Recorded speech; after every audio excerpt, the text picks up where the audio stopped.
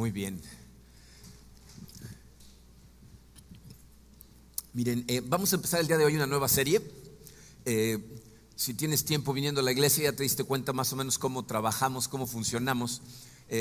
Tenemos series de mensajes, algunas de ellas están enfocados a tópicos en particular, y otras están basadas en libros de la Biblia. El día de hoy vamos a iniciar una que está basada en un libro del Antiguo Testamento del profeta Habacuc.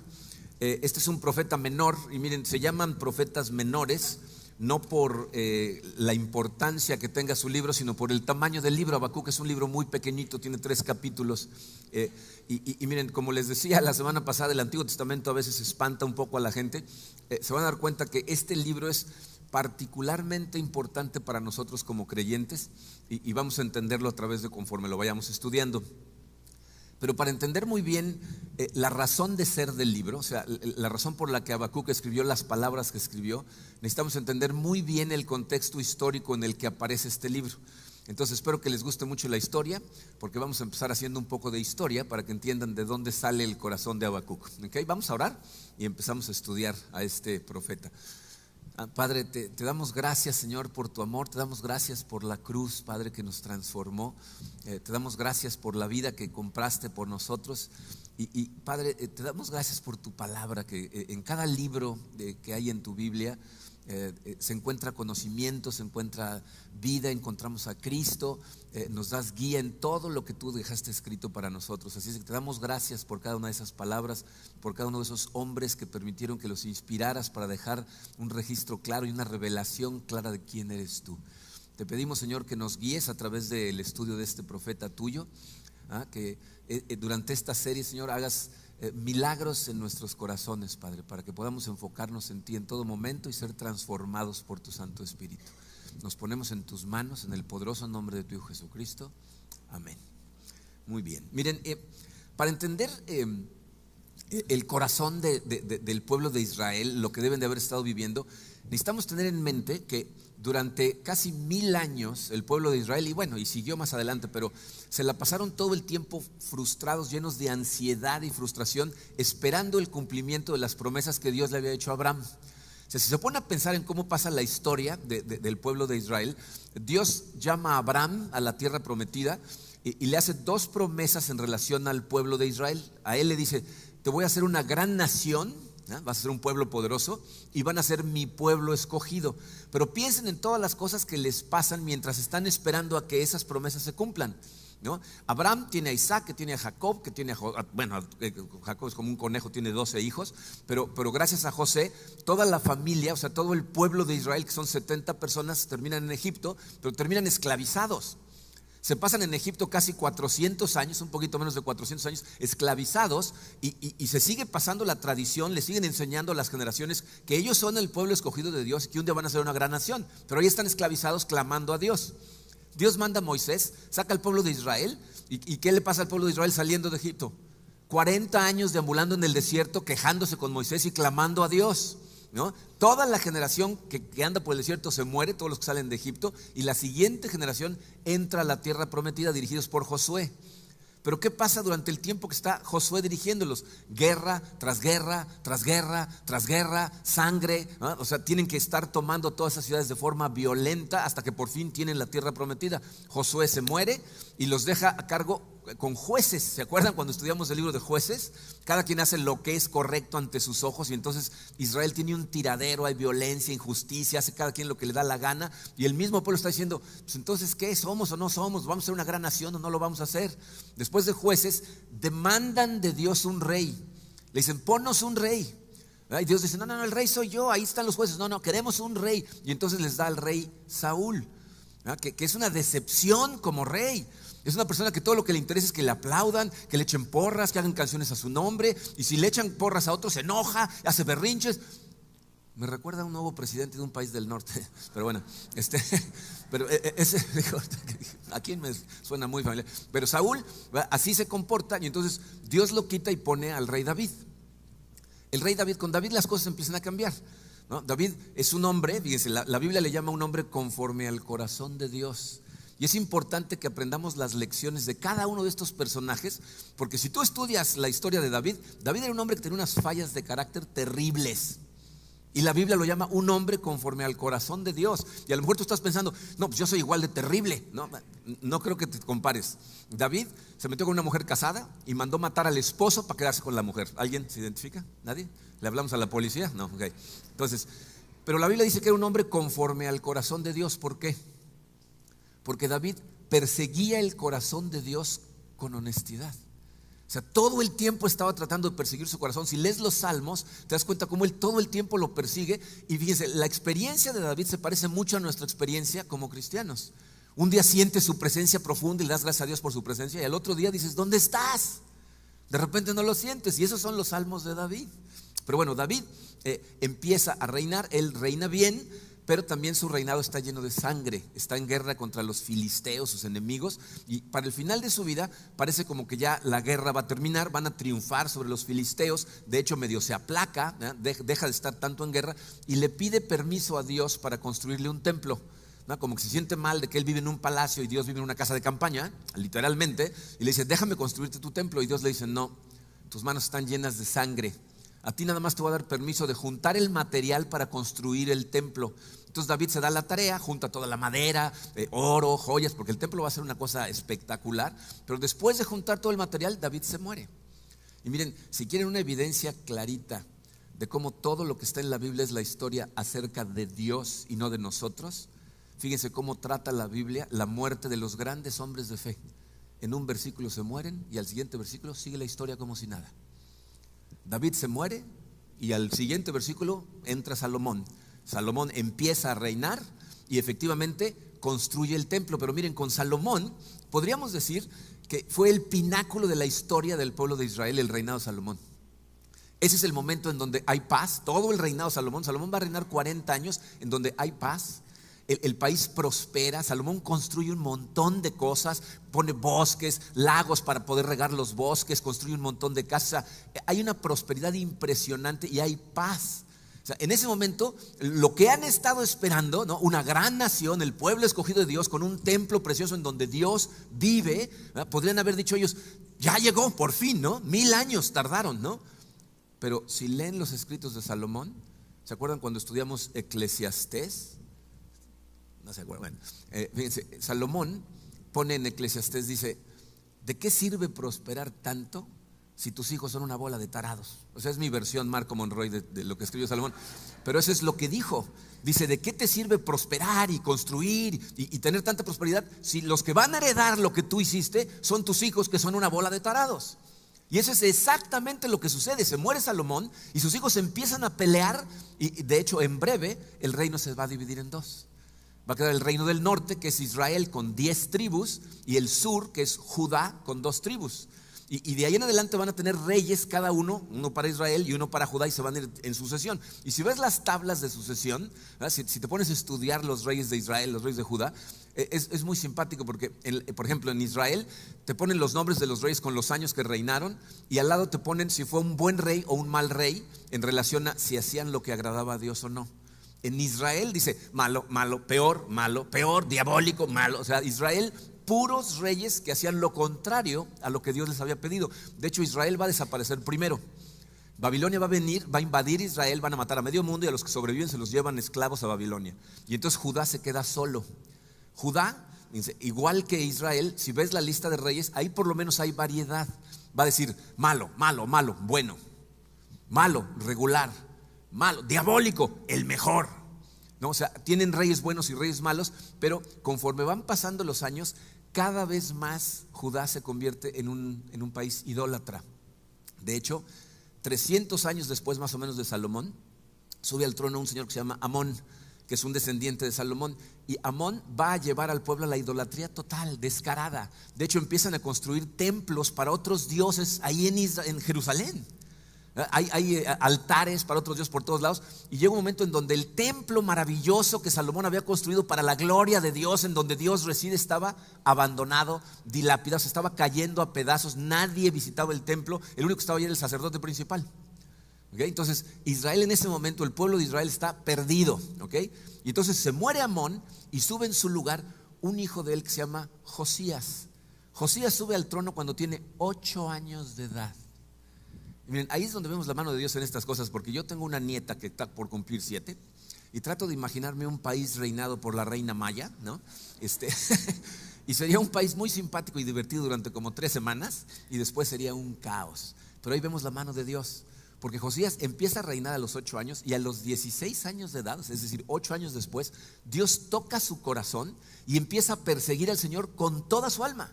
O sea, Josías de repente dice, no, tenemos que seguir al Señor. Y entonces empieza a hacer una serie de reformas, empieza a limpiar la ciudad de ídolos, todos los templos a otros dioses los derriba, sacan los ídolos y los queman, y empieza él a presionar para que la gente regrese a perseguir al Señor. Y entonces lo que hace es, dice, vamos a restaurar el templo. Entonces manda dinero, manda trabajadores, manda otra vez muchos recursos, y el sacerdote principal, imagínense, feliz de la vida de que por fin le van a hacer caso al templo otra vez. Pero miren, traten nada más de imaginarse a qué grado el templo estaba destruido y abandonado, que dice la Biblia que cuando se ponen a arreglar, a limpiar, el sacerdote se encuentra entre el tiradero con el rollo de la ley. O sea, la Biblia del templo estaba perdida en el tiradero hacía no sé cuántas décadas. Entonces el sacerdote se encuentra con la ley, es decir, los 5 primeros libros de la Biblia, de Génesis a Deuteronomio, ¿ya? Y entonces cuando lo desempolva y se lo manda al rey. Entonces Josías abre el rollo y lo empieza a leer, y cuando termina de leerlo se rasga las vestiduras y se pone a llorar, se pone de luto. ¿Por qué?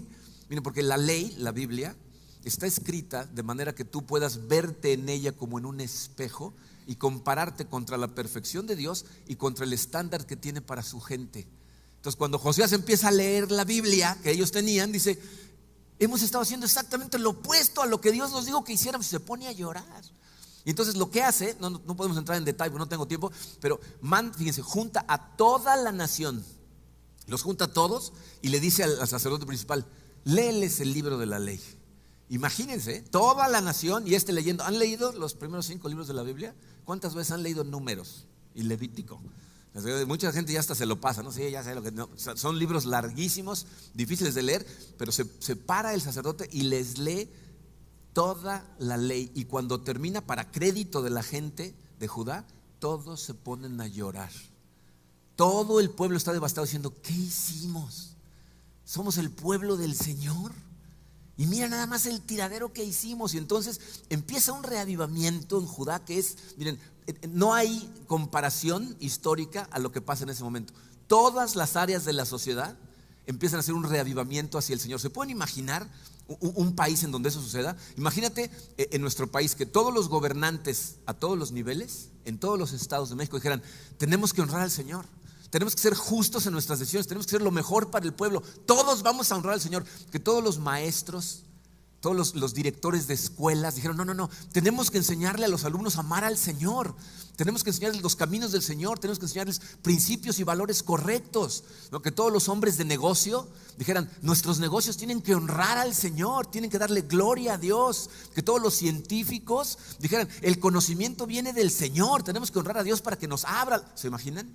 Pero eso es lo que pasa en Israel, en Jerusalén.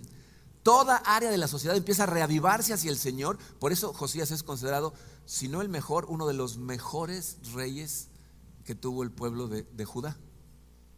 Pero necesitan entender qué está pasando allá afuera, ¿no? Fíjense, en ese momento hay 3 superpotencias alrededor. Judá no es una superpotencia, Judá es como Tizimín, ¿no? O sea, la gente que vive en Tizimín le encanta Tizimín, ¿verdad? Pero es un lugar que los demás no lo toman en cuenta, ¿no? Bueno, alrededor está, fíjense, está Asiria. Asiria en ese momento es la potencia que tiene sometidos a todos los demás, ¿no? Todo el mundo le paga pleitesía a los asirios, pero los asirios van en declive, están perdiendo poder. Luego están los caldeos, que se van a convertir en Babilonia. Y miren, los caldeos eran una tribu de gente salvaje, sanguinaria, asesinos. Ellos estaban a la alta, o sea, se estaba fortaleciendo la nación, estaban tomando cada vez más ciudades y las tomaban arrasándolas, Llegaban y eran tan agresivos que la gente les tenía pánico y mejor les entregaba las ciudades. Entonces, los caldeos que ahí van para arriba. Y la otra superpotencia era Egipto. Egipto era una potencia no tan fuerte como los otros dos, pero también estaba a la baja, iba en declive, se estaba debilitando. Y en ese momento Josías es el rey en Judá. Y entonces sucede lo siguiente. El faraón de Egipto, en ese momento se llama Necao II, está medio raro el nombre, le vamos a decir Nico para acordarnos, entonces Nico, ¿no? Decide que necesita unir a Egipto con Asiria para detener el crecimiento de los caldeos. Y entonces toma su ejército y dice, vamos a hablar con los asirios, y empieza a avanzar, pero para poder llegar a Siria tiene que cruzar por el terreno de Judá. Entonces llega a Judá y manda un emisario y le dice a Josías, dice Necao II que quiere pasar por aquí porque no tiene problema contigo.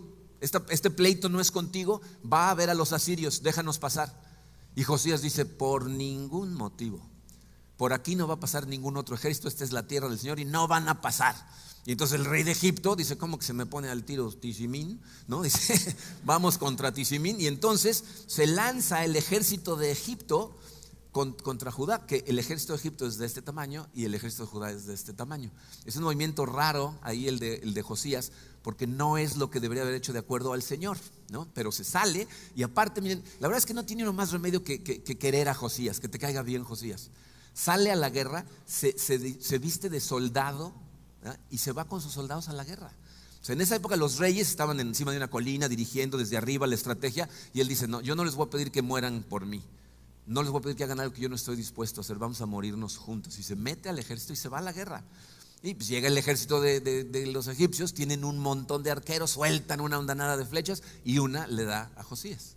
Entonces Josías lo sacan de la batalla, pero se muere, ¿no? Se muere Josías adentro de Jerusalén y entonces el ejército de Egipto simplemente pasa de largo, ¿no? Se siguen derecho hacia Siria. Y en el momento en que muere Josías, ponen en el trono a uno de sus hermanos que se llama Joacás.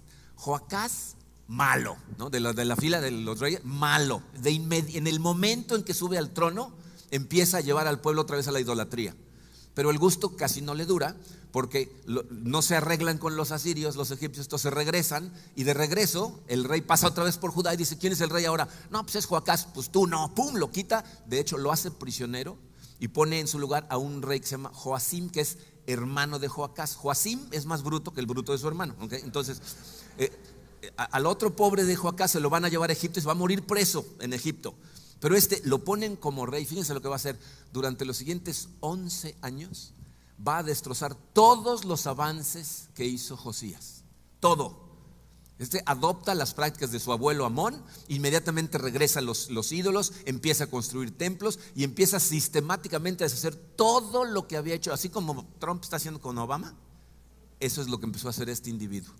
Y en ese momento entra a la escena Habacuc.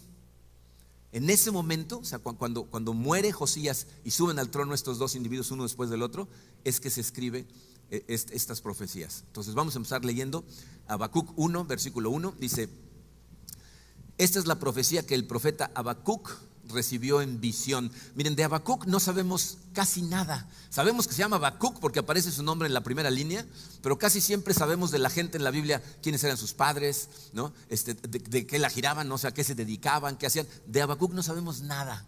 Sabemos dos cosas. Sabemos que se llamaba Habacuc y sabemos que era un hombre de Dios, porque está recibiendo una profecía en visión. Es decir, dice, esto que vamos a leer en este libro a través de las siguientes semanas, está muy cortito, pero son quejas de Habacuc a Dios y las visiones que Dios le da en respuesta. ¿Ok? Entonces vamos a leer la primera de sus quejas, la vamos a analizar en este mensaje. Pero miren, más que una queja, les voy a decir cómo la veo yo. Les he dicho algunas veces que una manera de entender el Antiguo Testamento, tú lo puedes ver de dos formas. Una, como la historia de un pueblo a través de todo lo que le fue pasando y cómo fue madurando como pueblo.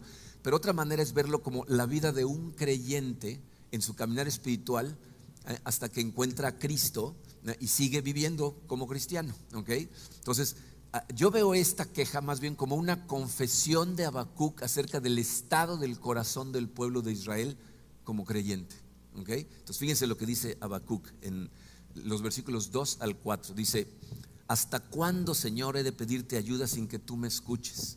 ¿Hasta cuándo he de quejarme de la violencia sin que tú nos salves? ¿Por qué me haces presenciar calamidades? ¿Por qué debo contemplar el sufrimiento? Veo ante mis ojos destrucción y violencia, surgen riñas y abundan las contiendas. Por lo tanto, se entorpece la ley y no se da curso a la justicia. El impío acosa al justo y las sentencias que se dictan son injustas. Miren, traten de ponerse por un momento en los zapatos de Habacuc como hombre de Dios. O sea, ¿cómo está su corazón? ¿Cómo está sintiendo en ese momento? Imagínate todo lo que ha venido viendo en los últimos 30, 40 años, ¿no? O sea, está viendo al pueblo de Israel, a Judá, totalmente idólatra y dirigido a la idolatría por parte de los reyes que se supone que son puestos ahí por Dios. Entonces, como hombre de Dios, seguramente ha estado pidiéndole a Dios durante todo ese tiempo que haga algo al respecto. Y de pronto aparece Josías. Entonces le haber dicho, por fin, ya contestó, hay un reavivamiento, esto está maravilloso, hip hip hurra, qué padre. Y de pronto se muere Josías. Todo se vuelve a desmoronar y terminan peor de lo que estaban antes. Entonces, imaginan el corazón del pobre de Habacuc en ese momento. O sea, está volteando a ver a Dios diciéndole, ¿qué estás haciendo? ¿Cómo permites que pase esto? ¿Estás viendo el tiradero y no vas a hacer nada? Y miren, mantengan en mente durante todo este mensaje el hecho de que de quienes está hablando, o sea, la opresión y violencia, la injusticia a la que se está refiriendo, no tiene que ver con Asiria, no tiene que ver con los caldeos, sino tiene que ver con Egipto. Tiene que ver con el pueblo de Israel, tiene que ver con la gente que vive en Jerusalén.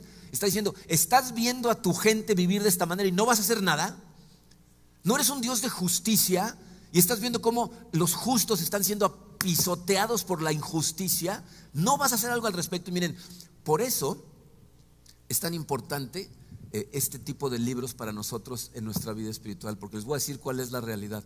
Si tú estás verdaderamente persiguiendo el corazón de Dios, estás tratando de madurar como cristiano, va a haber momentos en tu vida en donde esos pensamientos te van a pasar por la cabeza.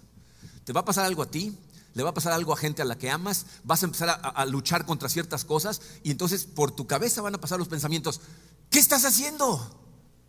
¿Cómo es posible que permitas que pasen estas cosas? De hecho, ¿no son esos los argumentos de los ateos contra los cristianos? No dicen todo el tiempo, ¿dónde estaba Dios cuando pasó X, lo que sea? Se cae un avión, hay una guerra, no viene un maremoto, lo que sea. Y dicen, ¿dónde estaba Dios? ¿No es ese el argumento? Pero muchas veces el argumento en nuestro propio corazón. Y todos los que vamos caminando espiritualmente, va a haber un momento en tu vida en donde eso te va a pasar por la cabeza. Pero miren, ¿saben qué es lo maravilloso de lo que estamos viendo ahí con Habacuc? Habacuc está siendo transparentemente honesto con Dios. O sea, no está jugando juegos con Dios, está confundido, está frustrado, a lo mejor enojado, a lo mejor adolorido por cosas que han pasado, pero le está llevando toda esa confusión, dolor, dudas, todo ¿a quién? A Dios. Va y se lo dice a Él, de hecho lo escribe. Mucha gente que va en su camino espiritual piensa que este tipo de cosas hay que esconderlas. O sea, de repente te hace dudar acerca de la existencia de Dios algo y tú dices, no, esto mejor me callo y sigo cantando y alabo como si nada, porque quién sabe qué vaya a pasar, ¿no? Pero aquí Habacuc lo que hace es llevárselo a Él. Entonces, fíjense, en lugar de analizar línea por línea la queja de Habacuc, lo que quiero es que analicemos qué es lo que pasa en la vida de una persona hoy cuando no es honesta con Dios y con la gente a su alrededor acerca de las cosas que está viviendo. De hecho, se las puse como pregunta en su programa. Dice, ¿qué sucede cuando no somos honestos con Dios y con los demás? Es decir, cuando tú no estás dispuesto a abrir tu corazón y llevarle a Dios, ¿dónde estás en ese momento? ¿Qué estás pensando? ¿Qué estás sintiendo? ¿Contra qué estás luchando? ¿No? ¿Qué cosas te están haciendo tambalear? Cuando no eres honesto con Dios, fíjate, eso va a causar una serie de problemas que en última instancia va a ser muy difícil que recibas la gracia que sustenta a la gente en los momentos más difíciles. Pero estuve analizando esto y hay tres cosas, a lo mejor después se te pueden ocurrir a ti más, que suceden cuando no somos honestos con Dios y una nos va a ir llevando a la otra y cada una es peor que las demás, ¿ok? La primera, dice, adorar realmente a Dios se vuelve imposible.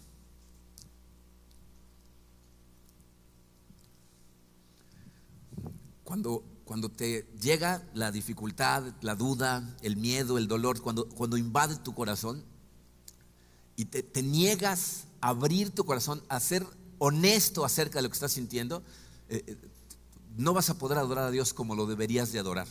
Te voy a explicar por qué. Miren, cuando esas cosas llegan a la vida de un creyente, o sea, cuando recibes un golpe en el alma fuerte, tienes una oportunidad única, especial. De hecho, es cuando más veces sucede de adentrarte, de profundizar en el carácter y la naturaleza del Dios al que servimos y de ser confortado por Él. O sea, tristemente, muchas veces la gente no se deja caer en Dios verdaderamente hasta que no le pasa una cosa como estas.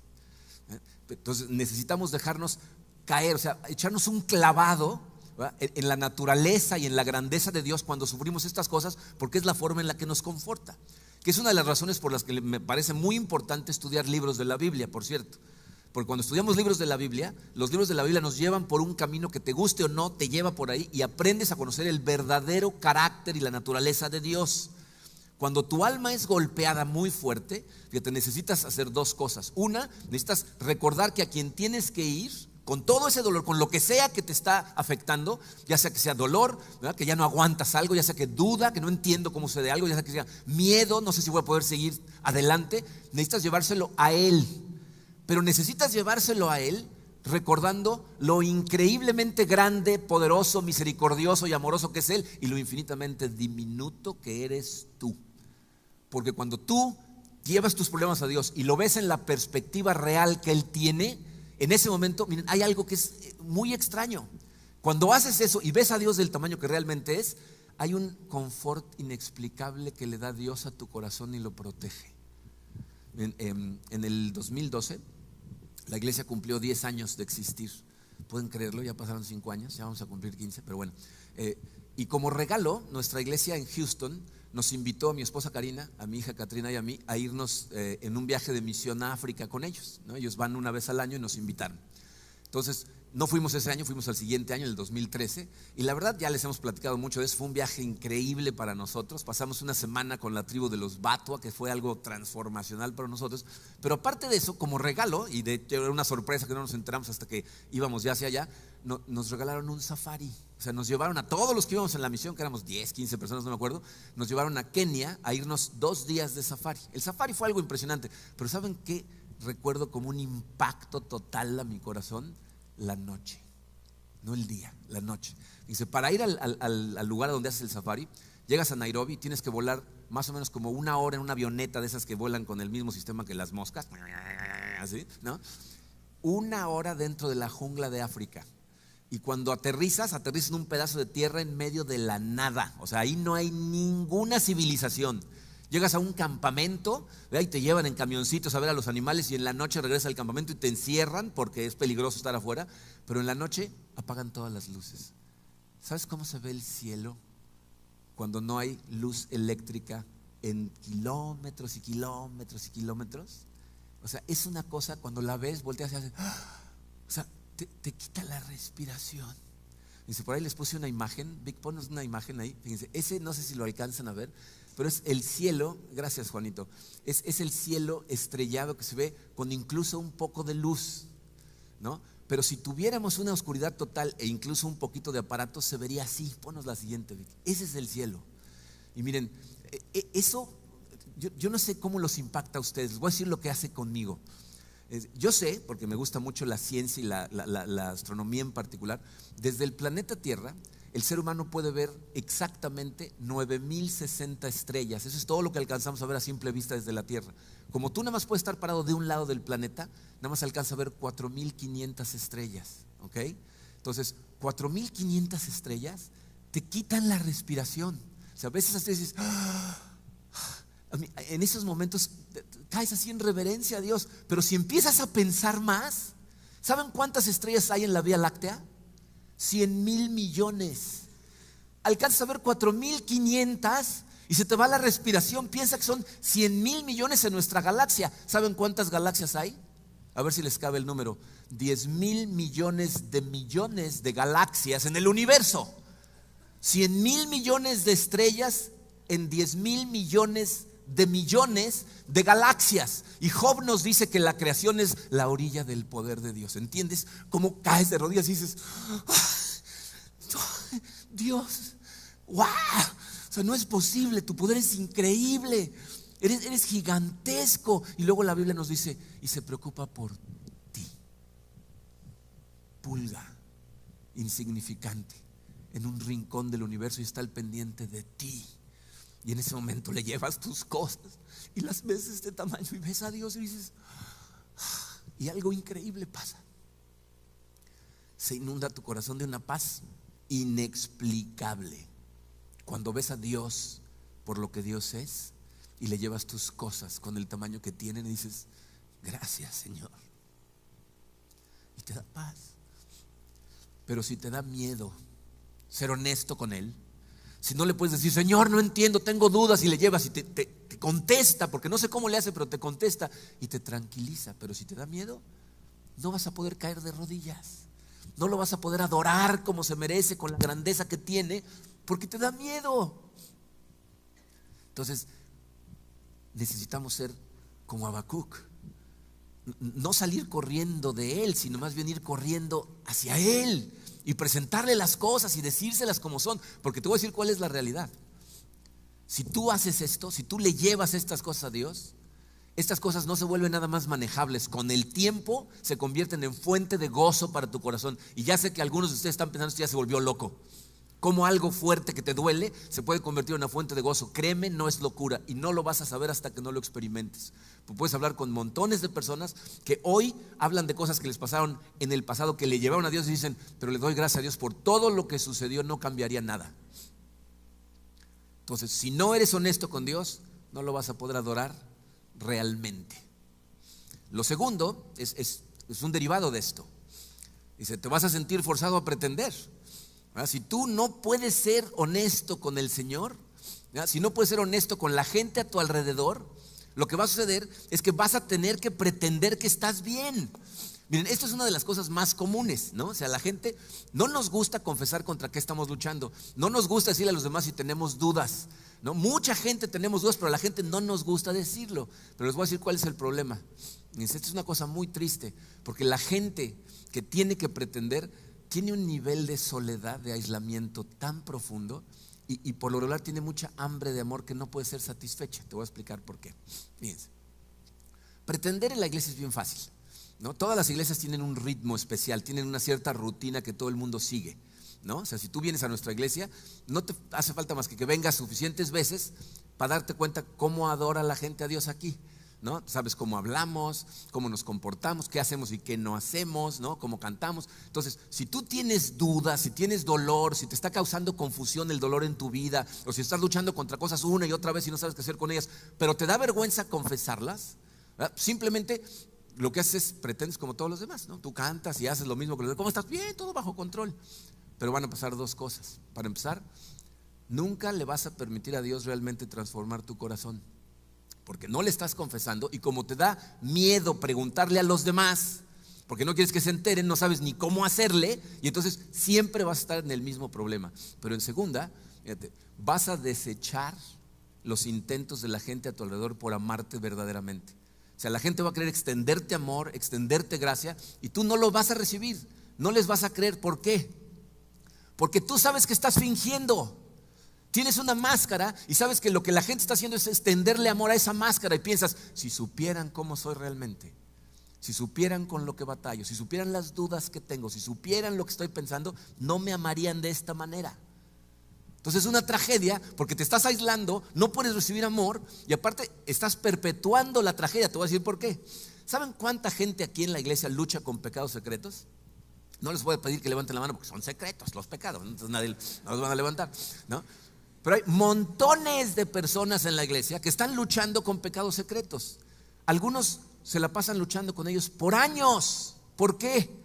Porque piensan que todos los demás están bien, porque todos nos vemos tan contentitos el domingo y el jueves, ¿no? Entonces piensan: no, que aquí el único que está luchando soy yo. Y entonces nunca confiesan, porque piensan que son el único loco que está luchando, cuando todo mundo está en la misma lucha, todos.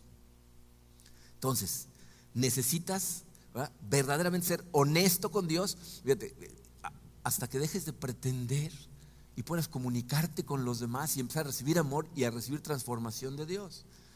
Y si no lo haces, fíjate, el tercer problema es yo creo que el más trágico de todos. Dice: toda tu energía la enfocas en tu lucha y se te olvida la cruz de Cristo.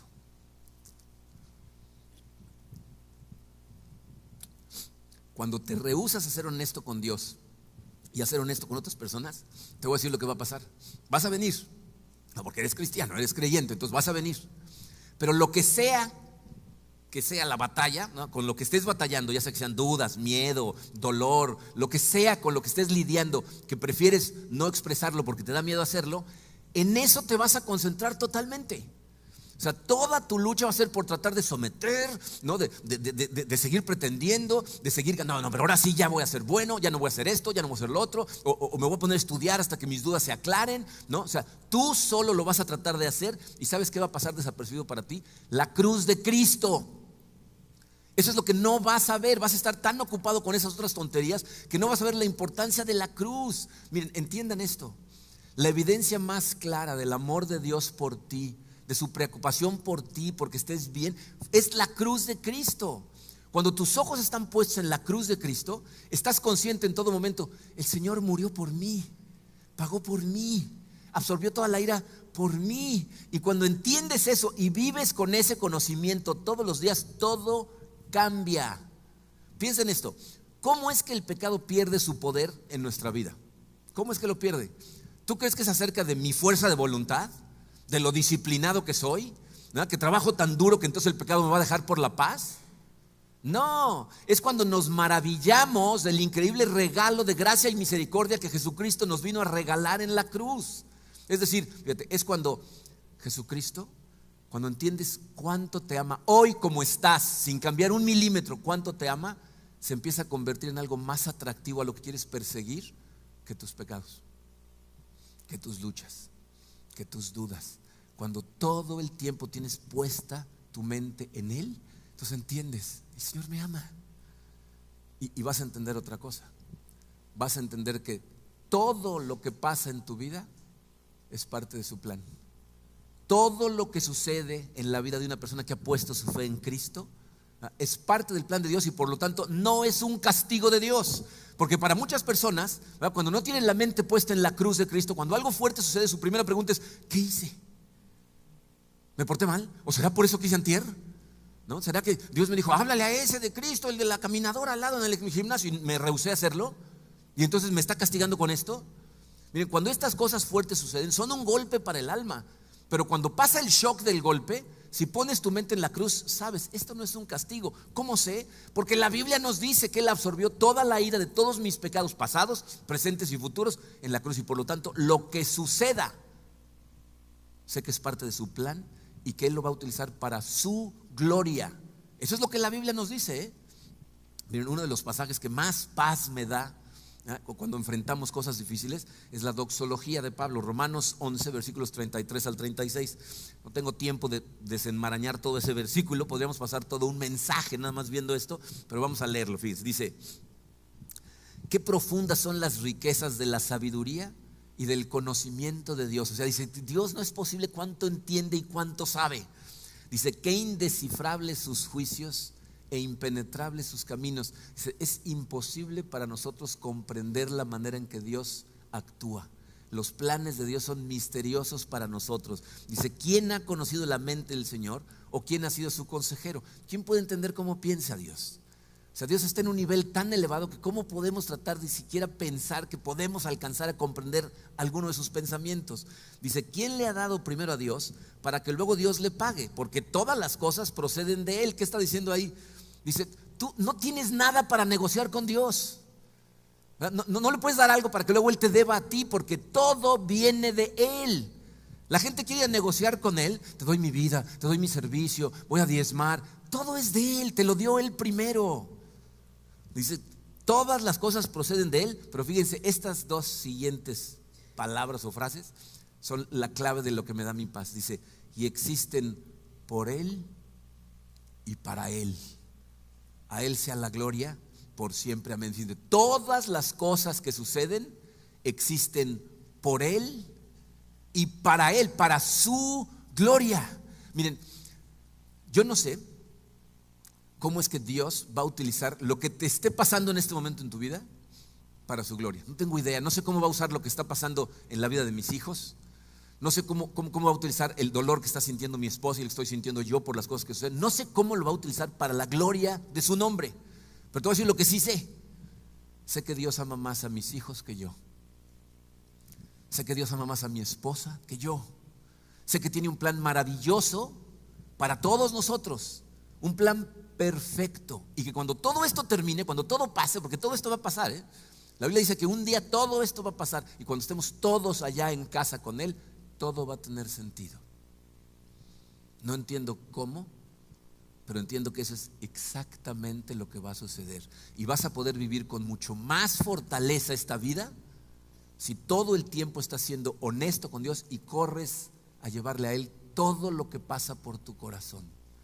Miren, mi esperanza es que si este es tu caso, si hay dudas que de repente te carcomen y te da hasta vergüenza pensar en ellas porque pues estás dudando y no te vaya a escuchar Dios, ¿no? Que elimines de tu cabeza toda idea ridícula de que no puedes llevarle estas cosas con honestidad. Este es el ejemplo de Habacuc.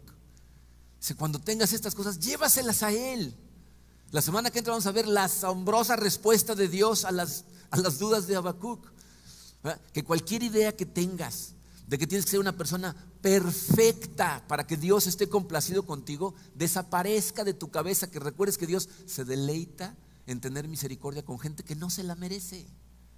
Dios te ama como estás. Miren, para mí, créanme, es una tragedia la gente que escucha este mensaje y de todas maneras no va a ir honestamente con Dios. Y es una tragedia porque lo que vas a hacer es vas a permitir que tu orgullo te detenga de abrir tu corazón a Dios y a otros, y vas a seguir igual de orgulloso tratando de pretender hasta que tu orgullo sea aplastado por una circunstancia que sea tan dura que te dé igual quién se entera. Cuando Dios te dice: no te esperes, ven a mí. Ojalá y me equivoque. Ojalá y cada uno de nosotros, a través de esta serie, terminemos al final de la serie dependiendo totalmente de Dios, sin importar qué circunstancias enfrentamos. Porque entonces vas a empezar a experimentar la gracia verdadera que Jesucristo nos trajo a todos en la cruz. Vamos a orar. Padre, te damos gracias, Señor, por tu palabra, que nos enseña en tus grandes hombres de fe cuál es el comportamiento que debemos de tener, aun cuando enfrentamos cosas terribles. Ayúdanos, Señor, a tener esa honestidad contigo, a que se nos quite el miedo, primero a reconocer que todas esas cosas que pensamos y sentimos, tú ya las sabes, que esa honestidad es más bien para nuestro beneficio que para el tuyo. El que te las llevemos te va a permitir contestarnos, confortarnos, darnos mucha paz en el corazón. Ayúdanos, Señor, a olvidar esas ideas de que tenemos que parecer justos a los ojos de los demás, que tenemos que ser perfectos y hacerlos pensar a todos que estamos muy bien. No nos dejes pretender, Señor. A través del estudio de tu palabra, Señor, confróntanos cuando nos ves haciéndolo, te lo pido, Padre. Ayúdanos a todos, Señor, a verte en tu grandeza, a verte del tamaño que eres, del poder que tienes, del amor que tienes por nosotros, de la misericordia y la gracia que tienes para cada uno de nosotros, Señor. Recuérdanos que todo lo que pasa es parte de tu plan, y que aunque a veces las cosas duelan, si te las llevamos a ti, Señor, tú proteges nuestro corazón, tú nos llenas de tu paz. Ayúdanos, Señor, a correr siempre a ti como a un Padre amoroso. Gracias, Señor, por todo lo que estás haciendo en nuestros corazones. Te doy gracias por lo que sé que vas a hacer con esta información en el corazón de cada uno, Padre. En el poderoso nombre de tu Hijo Jesucristo. Amén.